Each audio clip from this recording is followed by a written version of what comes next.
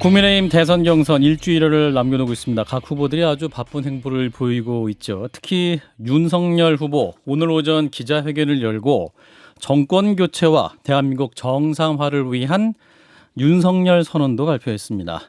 이 시간에는요, 윤석열 후보의 공동선대위원장이시죠, 주호영 국민의힘 의원 전화로 연결하겠습니다. 의원님 안녕하십니까? 예, 반갑습니다. 윤석열 선대위원장 주호영 의원입니다. 예, 자, 의원님께서 지난주에 캠프에 공식 합류하셨던 거죠? 예, 예, 경선 이제 8일 앞두고 있는데 현재 판세 어떻게 판단하고 계십니까? 저는 윤석열 후보만이 이 정권 교체의 최적임자이고 또 대통령을 잘할 수 있다고 믿고 그렇게 판단해서 선대위원장을 맡았던 것이고요. 예. 지난 일주일간 캠프의 조금의 문제점들을 많이 정리해서 이제는 캠프가 아주 원활히 돌아가고 있고요. 선거는 마지막으로 갈수록 좋게 표현하면 치열해지고 나쁘게 표현하면 혼탁할 수가 있는데요. 예. 원래 한 2등점 하는 후보가 되게 네거티브를 많이 하고 이렇게 하거든요. 저희들은 좀 앞서간다고 보고 있기 때문에 그 네거티브를 일일이 대응하지 않고 잘 견디면서 가고 있습니다. 미국에서 when they go low, we go high라는 말이 있습니다만은 저들이 아무리 이 비열하게 저급하게 하더라도 우리는 좀 고상하게 품위를 지키면서 하겠습니다. When they go low, we 예. go high. 뭐 이거 말씀이신 거죠. 예. 예. 예, 지금 인터뷰에는 이제 진중권 작가와 김성애 소장도 함께 하고 있는데요. 이제 함께 예. 질문을 하겠습니다. 진 작가님부터 같이 하실까요? 네, 경선 결과는 뭐 낙관하고 계십니까? 상당히 홍준표 후보 쪽에서 많이 따라온 것 같은데. 저희들은 좀 원래 조심스러운데요. 예. 앞서간다고 안 하면 또 지지자들이 그 용기를 잃을 수 있고 또 애매합니다. 한데 저희들이 여러 가지 데이터를 가지고 볼 때 저희들이 이 당심에서는 압도적으로 앞서고 있고 다만 이제 여론조사에서 홍준표 후보가 조금 앞서는 것이 있는데 예. 저희들이 분석을 해보니까 여론조사 샘플의 33%가 민주당 지지자예요. 그런데 그 33%의 민주당 지지자 중에서 홍준표 후보 지지가 45%, 윤석열 후보 지지가 9.3% 이렇거든요. 예. 그래서 민주당 지지자들로부터 역선택이 한 15% 정도 있어서 약간 높을 뿐이지 이 당심이나 우리 보수 지지자 특히 본선에서 투표할 사람 국민들을 놓고 보면 윤석열 후보 지지가 압도적이라고 보고 있습니다. 의원님. 그렇지만 방심하지 않고 더 최선을 다하겠습니다. 예, 그런 측면에서 봤을 때 지금 의원님께서도 홍준표 후보 지지율이 높은 게 진짜 민심이 아니다라는 말씀도 하시고 저는 이제 예. 윤석열 후보님 말씀에 좀 집중해서 봤는데요. 당심이랑 민심이 똑같다고 하시면서 그 뒤에 전제를 다졌어요. 다만 민심 중에서 정권 교체를 바라는 민심이냐 정권 연장을 바라는 민심이냐는 것이 문제라면서 정권 교체를 바라는 민심과 당심은 똑같다는데 이게 사실은 정권 교체를 바라든 바라지 않든 이게 다 민심 아닙니까? 이걸 나눠서 볼 수 있을까요? 지금 이게 역선택으로 생각하실 수 있는 문제인가 싶은 생각이 좀 드는데요. 해석의 문제인데요. 예. 지금 민주당 지지자 33%가 물론 대선 본선에서 우리 후보를 지지할 수도 있지만은 지금 우리 당 후보에 대해서 특정 후보에 대해서 45%나 지지한다는 것은 전략적 역선택이라고 보고 있는 거죠. 또 설사 전략적 역선택이 아니라 하더라도 본선에서는 우리 후보를 지지하지 않을 거라고 보기 때문에 예. 그런 점을 고려하면 그 여론조사에서 그런 거품을 제거하든지 여론조사를 제대로 해석하면 소위 당심과 우리를 지지하는 민심의 차이가 없다. 자꾸 이제 저쪽에서는 민심은 앞서는데 당심이 못 따라온다고 하는데 그 민심이란 것은 소위 이재명 후보와의 투표에서 이재명 후보를 찍을 사람이 전략적으로 우리를 하는 것이기 때문에 저희들은 차이가 없다고 보는 거죠. 아니, 그렇게 해석하는 거죠. 지금 말씀은 민주당을 지지하거나 이재명 후보를 지지하는 민심을 빼놓고 본 민심에 대해서 말씀하신 건가요? 그렇습니다. 예. 예. 어쨌든 간에 근데 이게 꼭 역습 테마는 아닌 게 예를 들어 제가 이제 커뮤니티 같은 데 좀 유심히 보는데요.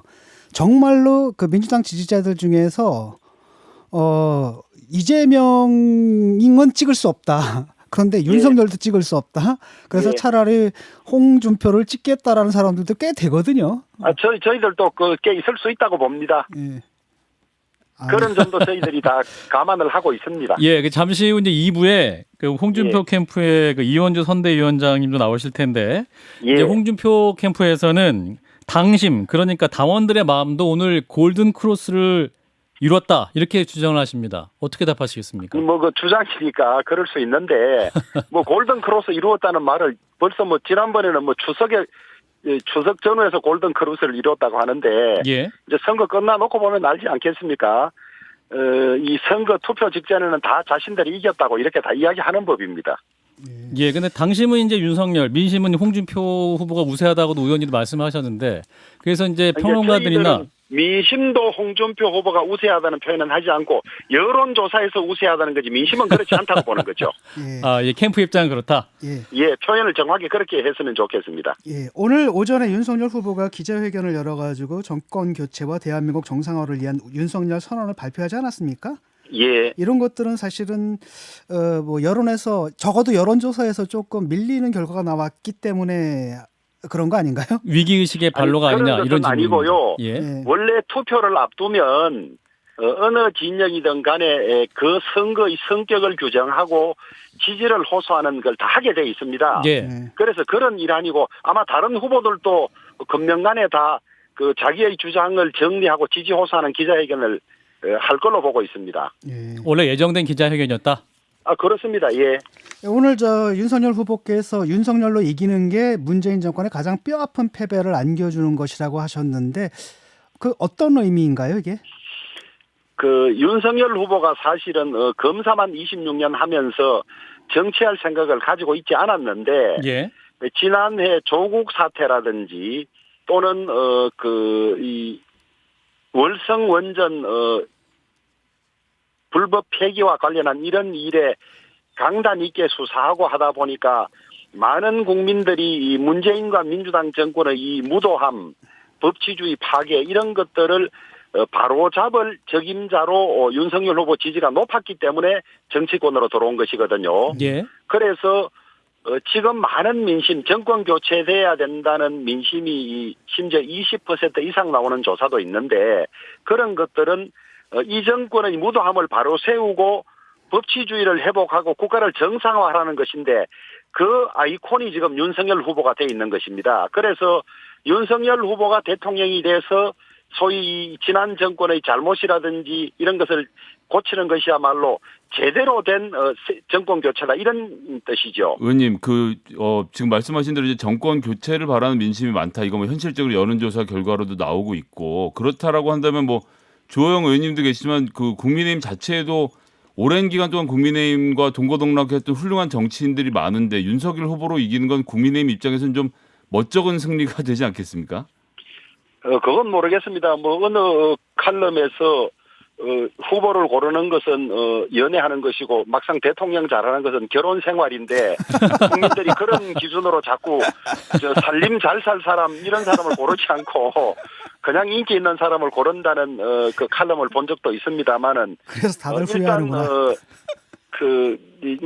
저도 오래 정치했습니다만 예. 당원들이나 국민들이 그 점을 평가하지 않고 있으니까요. 예, 의원님 그런데 이제 홍준표 후보가 오늘 이제 그 윤석열 후보의 기자회견 발표를 들으시고 이런 반론을 했습니다.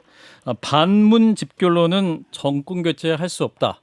아까도 의원님도 아이콘이라고 말씀하셨는데 그러한 반문 어떤 그 정치 탄압 프레임으로는 이 정권 교체 불가능하다 이렇게 반론을 하고 있습니다. 아니, 어떻게 그렇지 않고 답하시겠습니까? 그것만으로는 부족하다는 뜻이겠죠. 예. 단순히 반문만 가지고 해야 되겠습니까? 뭐 앞으로 국가를 어떻게 경영하겠다는 비전도 제시해야 되고 예. 정책도 제시해야 되고 이런 뜻이기 때문에 저희들도 반문만 가지고 선거를 치른다는 생각은 한 적도 없고 하지도 않습니다. 다만 단순한 반문이 아니라 문재인 정권이 저지른 잘못들은 무엇인지 밝히고 바로잡는 과정이 필요하다는 것뿐이지 그걸로만 하는 것은 아닙니다. 예, 그 당원 ARS 투표에서 그 본인 인증을 하게 해달라고 홍 후보 측이 요구했지만 이제 선관위에서 거부하지 않았습니까? 예. 그런데 이제 대리 투표 논란이 벌어지고 있어요. 그 윤 예. 후보를 공개 지지한 어느 당협위원장이 당원들에게 보낸 문자 메시지에서 문자 예. 투표가 어려우신 분들께는 연락을 주시면 도와드리겠다라고 써서 날렸거든요. 예. 그래서 홍 캠프에서 당연히 이제 선관위에 고발도 하고 대리 투표 시도라고 반발하고 나섰는데 이건 예. 어떻게 이해해야 되는 겁니까? 그 문구 전체를 보면 그 투표하는 방법이 좀 간단치는 않습니다. 여러 단계에 걸쳐서 돼 있는데 예. 그것이 어려운 분이 있으면 연락하면 도와주겠다는 건데 그것은 우리가 선거 때 각 당협이라든지 시도당에도 그런 지침이 내려가거든요. 예. 투표가 어려운 분은 안내해 주라는 게 내려갑니다. 그런 차원이지 뭐 대리 투표할 사람 같으면 그걸 누가 저렇게 공개적으로 모집하고 이렇게 하겠어요. 그래서 그것은 저쪽에서 공격을 위한 거리로 그렇게 하는 것이고 그다음에 본인 인정을 넣자고 하는 것은 지금까지 해오지도 않았을 뿐만 아니라 예. 그 ARS 투표 때 책임 당원인지 확인하고 투표를 하게 합니다. 그런데 또다시 기기를 조작해서 주민등록번호를 넣는다든가 이렇게 하면 그것에 익숙하지 않은 많은 사람 당원들의 뜻이 선거에 반영되지 않을 확률이 높고 특히 기기에 익숙하지 않은 연세 드신 분들은 그 투표를 못하게 되는 결과가 생기는 것이거든요. 예. 그래서 그 점을 지적한 것인데 저쪽에서도 그걸 가지고 무슨 노인 비하라고 하던데 거기에 노인 비하 뜻이 어디에 있습니까? 기기 조작이 쉽지 않은 분들 표를 못 투표하게 하는 의도가 있는 것이라고 보고 있고요. 지금까지 이런 절차로서 사전에 당원인지를 확인하고 ARS를 했기 때문에 대리 투표라 이런 것이 문제된 적이 없습니다. 근데 없어서 예. 그 점은 너무 과도한 주장이고 우리가 볼 때 의도는 조금 연령이 있으신 분에게서 우리 후보의 지지가 높으니까 저런 요구를 하는 것이 아닌가 그렇게 판단하는 거죠. 예, 뭐 취지는 좋은데 그런데 이런 경우에는 선관위에서 공식적으로 공문을 예. 갖다 각 당협으로 내려보내는 식으로 처리를 해야지 특정 후보를 지지한 당협위원장이 그런 것을 하는 건 제가 볼 때 좀 적절하지 않아 보이거든요. 이제 오해는 불러 일으켰는데요. 보통은 이제 안내 차원이고 돕는 차원이지 저는 그게 대리 투표를 하겠다는 뜻은 조금 더 없다고 봅니다. 예, 알겠습니다. 자, 이제 윤석열 후보 캠프 규모가 이제 매머드급이죠. 그래서 계속해서 아니, 그렇지 인사를 않던데 밖에 잘못 알려졌고요. 아닙니까? 200명이 넘는다고 알려졌던데 제가 보니까 그렇지 않고 100여 명 조금 넘는데요. 굉장히 많네요. 그 100여 의원님 명이. 지금 SNS 253개 인력도 지역위원회 있고 중에 100개가 넘는다는 말씀이신 거죠? 아닙니다. 딴 캠프도 따지면 사실 그렇습니다. 다. 그런데 이제 지지선언 하는 것과 캠프에서 근무하는 사람하고는 다른 것이거든요. 예. 그런데 지지선언이 줄을 잇다 보니까 그걸 캠프 크기로 이해하시는 분들이 있는데 캠프는 특별히 크지도 않습니다. 크지도 않고 그 다른 캠프들도 정상적으로 하면 갖춰야 될 그런 정도 인력입니다. 캠프 예. 크면 안 되나요, 의원님? 캠프 큰 거 아니, 크다고 말씀드리니까 좀 크면 말씀하셨어요. 공간도 많이 필요하고 예. 또 인원이 많으면 자칫 잘못하면 또 인원 관리에 문제가 생길 수도 있기 때문에 예. 큰 것이 마냥 좋은 것도 아닙니다. 예, 뭐 코끼리 크기로 알겠습니다. 예. 근데 오늘 초선 의원 38명이 성명서를 냈거든요. 후보들이 서로 도가 지나친 공격으로 국민께 예. 실망과 우려를 드리고 있다는 내용인데요. 예. 뭐 이래가지고 경선 끝난 다음에 이게 원팀이 되는데 뭐 지장이 없겠습니까? 이제 걱정스럽죠. 걱정스러운데 예. 선거란 것은 보통 2등, 3등 하는 사람들이 1등에 대해서 치열하게 네거티브를 하고 1등은 그것을 이제 어느 정도 방어할지 고민을 하는 그런 구조인데 예. 저희들은 초재선 그룹들의 저 성명이 대단히 반갑고 그것은 지금 누가 저렇게 혼탁하게 하는지를 보고 아마 그것을 지적한 것으로 보기 때문에 저희들은 시적절할 때 잘 나왔고 우리도 같은 우려를 가지고 있다는 점을 말씀드리겠습니다. 의원님 그 어디 캠프에서 얘기 들어보니까 이제 3계층을 쓰고 있다. 그래서 뭐 사실 작은 규모 아니라는 건 다 드러나 있고 그런데 이제 아니 그 3계층이라는 게 네. 한 층도 쓸 수 있는데 한 층이 전체가 나오지 않으니까 방이 하나씩 되는 겁니다. 네, 이게. 굉장히 작다고 강조를 자꾸 하시는데 아니 예. 보시면 아시겠지만은 공개되어 있는데 예. 온 층을 다 쓰는 것이 아니라 온 층을 쓰면 한 층도 못 씁니다. 네. 알겠습니다. 근데 어쨌거나 방 한 칸씩밖에 빈 데가 없기 때문에 그렇게 한 거죠. 예. 이게 좀 뚜렷한 컨트롤 타워가 없다는 이야기도 나오고 있고 사실 장제원 의원님 계실 때만 해도 뭔가 좀 결정이 빨리빨리 진행이 됐는데 지금은 윤석열 후보가 캠프에 의지하지 않고 좀 독자적으로 판단하는 것 같다 이런 이야기들도 나오고 있고요. 그러다 이건 보니까 이제 누가 김종인 비대위원장님 얘기까지 나오고 있는데 이거 좀 어떻게 정리가 좀 되겠습니까? 아니 누가 그런 이야기 하는지 모르겠어요. 아마 누가 저를 시기하는 모양인데 그렇지 않고 예. 제가 와서 결정이 빨라지고 모든 게 정리 잘 됐다고 다 이야기를 해요. 뭐 제 듣기 좋으라고 하는 이야기일 수는 있겠습니다만은 그리고 한 말씀만 더 드리고 싶은 것은 캠프는 계속 운영되어 오던 조직이 아니고 짧은 시간에 각각을 다 팀으로 오는 것도 아니고 한두 명씩 다 모아서 수십 명 혹은 100여 명이 되는 겁니다. 예. 예. 그러니까 이게 어떻게 일사불란한 조직이 될 수 있습니까? 모든 선거 캠프는 다 이렇게 어수룩하고 혼란스럽고 그렇습니다. 예. 의원님, 예. 근데 이제 그 윤석열 후보님 그 SNS 계정 그 문제도 그렇고 여러 가지 좀 소통상에 좀 문제가 있었지 않습니까? 그런 부분들은 다 정리가 된 겁니까, 그러면? 이제 없었으면 좋았을 텐데 예. 대단히 아쉬운 부분들이죠. 예. 더 이제 그런 문제들이 생기지 않도록 그럴 가능성이 있는 데를 다 점검하고 대비를 하고 있습니다. 예, 당심을 잡기 위해서 굉장히 영입에 주력하시는 것 같아요. 현역 의원 103명 가운데 30명이 지금 넘게 합류를 했거든요. 예. 그중에서 이제 하태경 의원 같은 아주 굵직한 인사도 좀 들어가 있는데 오늘 보니까 인터뷰에서 자기가 마지막 탑승자가 아니라고 하는데 혹시 뭐 나경원 전 원내대표도 뭐 합류할 가능성이 있나요? 가능성은 있습니다. 있고 이게 무슨 줄 세우기나 영입이 아니라 예.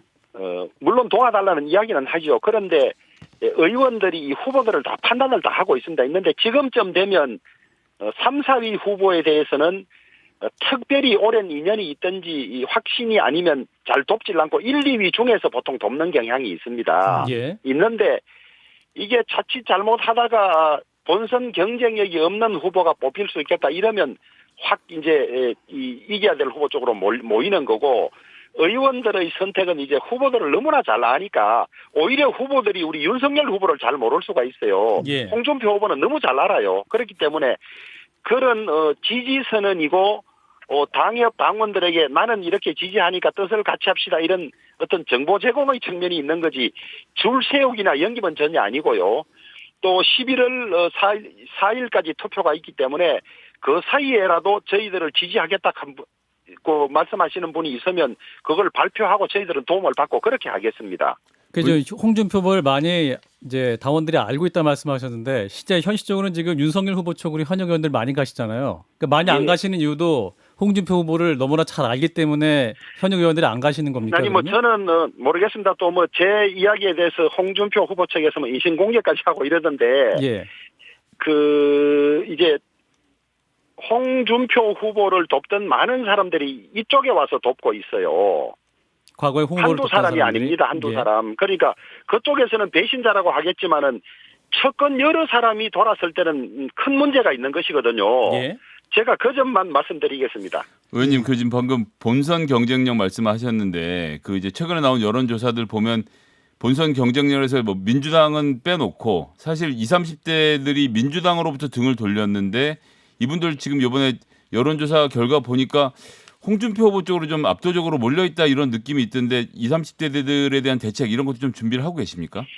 이제 기본적으로는 20, 30대들이 어떤 정책을 바라는지 이런 것을 좀 더 깊이 연구하고 그이들에게 필요한 정책을 내야 되고 또 조금 얕게 이야기하면 취향도 좀 알고 접근하고 이래야 되는데 예. 저희들이 그것이 조금 약했던 모양이에요. 여론조사를 보면. 그래서 너무 당원 그래서 이제 쪽에만 집중하시는 거 아니냐 이런 비판이 나오고 있는 거거든요. 아니 그런 것은 아닙니다. 저희들이 당원에 집중해서 당원의 지지가 높은 것은 아닙니다. 사실은. 제가 와서 보니까 당원들에게 집중한 것도 별로 없었어요. 그래서 제가 그 부분을 집중해서 당원들에게 전화도 돌리고 뭐 카드 뉴스도 보내고 많이 하고 있는데 예. 저희들이 당원에만 집중하고 20, 30대를 소홀히 해서 그런 것이 아니라 20, 30대를 더 좀 잘 읽고 20, 30대에 필요한 정책도 만들고 접촉면을 넓히고 하는 이런 것들이 좀 부족했다고 생각합니다. 예. 윤석열 후보가 마지막 토론회가 끝나면 광주에 가서 전두환 발언에 대해서 사과하겠다고 밝히셨는데 현지 분위기가 좀 그런 것 같아요. 썰렁한 것 같습니다. 이용석 광주시장이 오늘 아침 인터뷰에서 대응할 가치가 없다. 무대응, 무관심, 무표정, 산무 침묵으로 대응하자라는 분위기다. 이렇게 얘기를 했거든요. 어떻게 들으셨나요?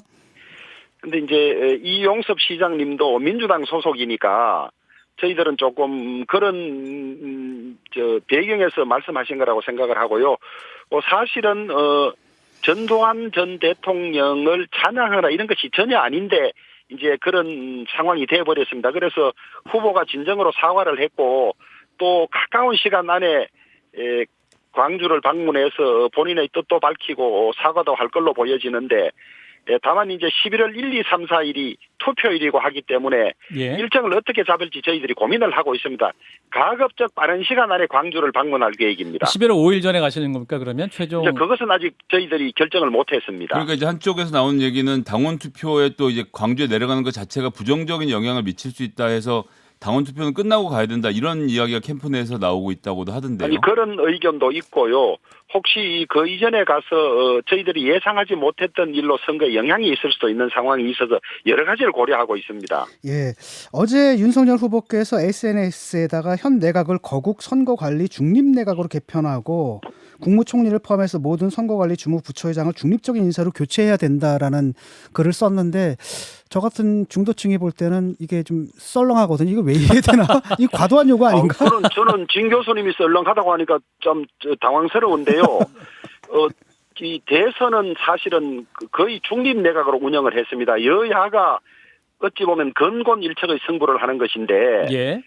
민주당이 야당일 때는 현직 대통령과 조금 친한 사람이 법무부 장관, 행자부 장관을 했을 때도 호되게 비판을 했습니다. 예.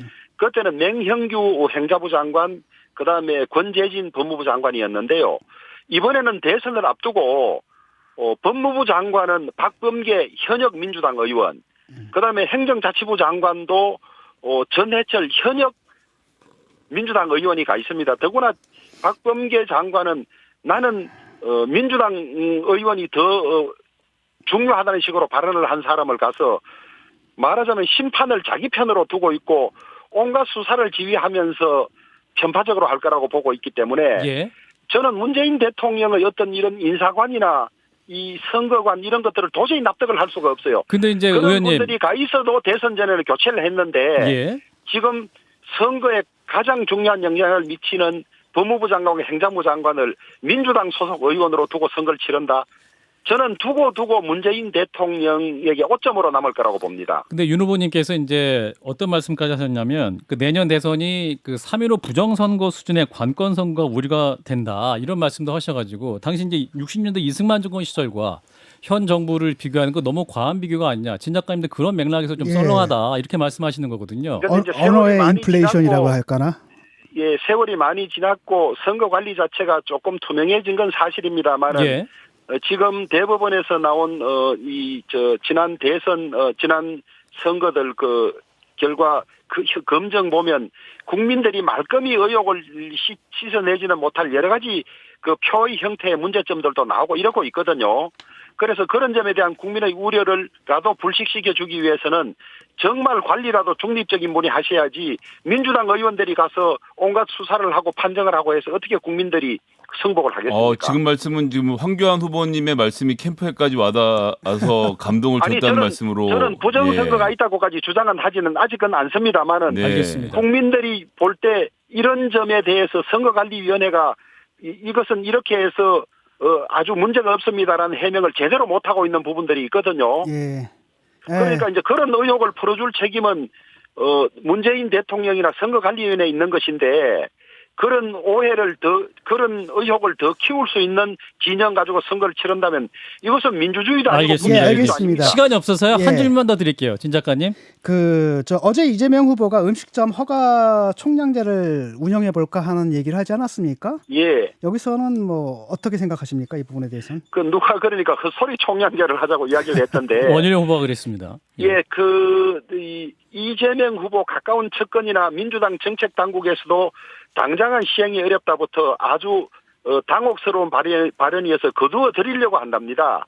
전체주의적인 혹은 국가주의적인 발상이고요. 이전 정권은 음식점들이 많은 경우에 어떤 정책을 썼냐 그러면 그 지역 안에 음식점이 몇 개가 있고 수입이 어느 정도란 걸 알려서 새로이 식당을 하려는 사람들이 자율적으로 판단을 하도록 했지 이런 식으로 식당 자체도 허가받으려고 한다면 그게 사회주의지 그 자유주의라고 할 수 있겠습니까? 알겠습니다. 의원님. 시간이 이제 없어서요.